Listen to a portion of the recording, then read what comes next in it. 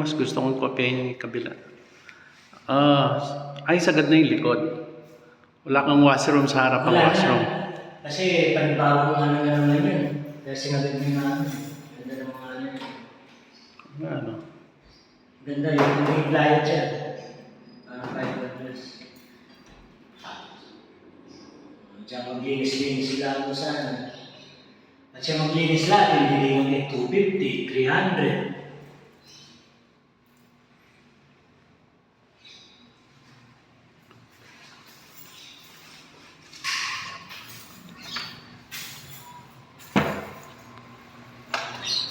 Yan natin ng kahit.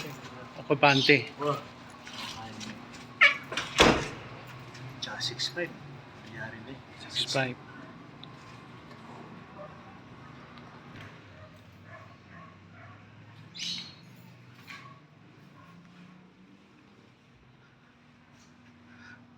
Maganda yung blinds mo.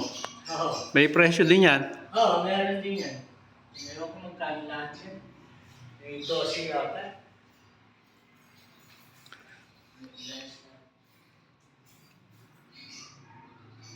Hindi ba ako shower? Heater.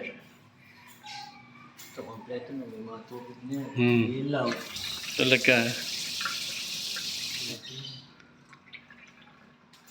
Okay na. Tapos plywood dito. Plywood tsaka buhos. Tignan mo sa taas. May buhos din siya? Oo. Ayan, mga buhos yan. Mga ano yan.